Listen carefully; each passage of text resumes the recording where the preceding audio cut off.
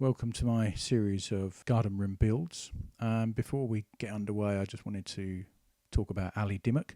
He has been a massive influence on the reason why I wanted to do this build, and I strongly urge you to have a look at his YouTube channel. It's got so much good information on there, and he goes into so much detail about why he took the decisions he made. Much more detail than I'm going to go into here. So please take a look at his YouTube channel. Okay, so onto my build. Three main requirements of why I wanted to do this was I didn't want to have to do planning permission. I wanted it to be within permitted development. I wanted it large enough for a table tennis table, foosball, instruments, and so on. And I wanted it in the far corner of my garden, which wasn't really being used, to use up the dead space of the garden. But this did make it for quite an odd shape. Now, as you can see from the corner of my garden, it's a bit of an odd shape. If I'd done it as a square or oblong, the standard sort of garden room size, then it would have taken up much more of my garden. So I wanted it as far in the corner as possible.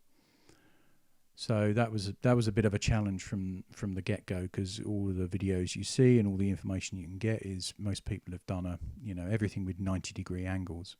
So that was a challenge to start with.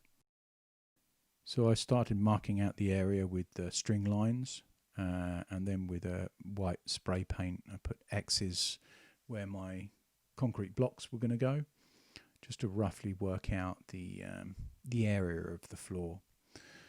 This was particularly hard to make sure that my angles were all right. I wanted as many 90 degrees as possible, but obviously I couldn't because of the shape of my garden. I ended up with a 50-degree angle, 130 and two 90-degree angles. Here I was using the timbers and spirit level to work out roughly how many concrete blocks I would need on each plinth, and how deep I'd need to dig each hole, and how much stones, etc.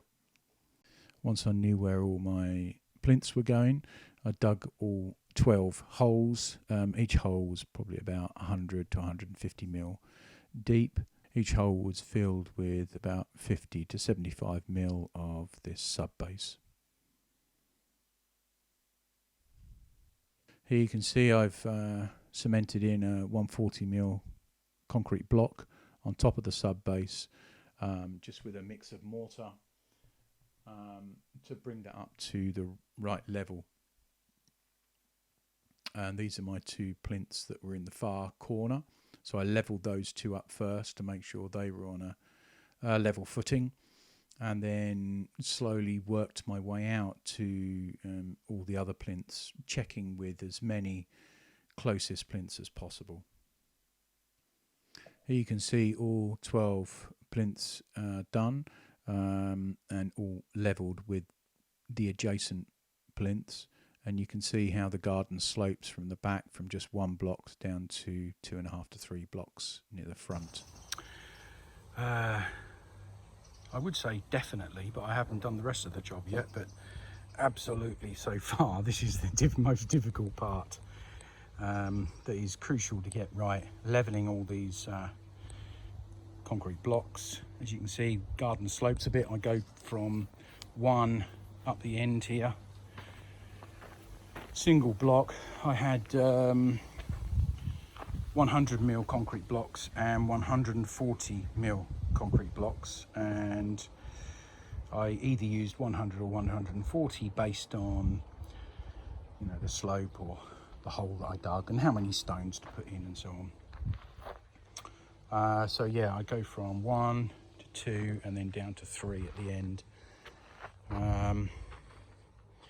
Here you can see I've used 140 mil plus 100 mil in the corner. I've just done 3 100s.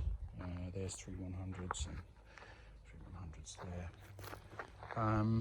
Very difficult trying to get the levels right with the amount of stones. This one, as you can see, I had to put a lot of mortar in to build that up to the right height. So tomorrow I'm going to do the weed sheet, weed control, put that down, and then start building.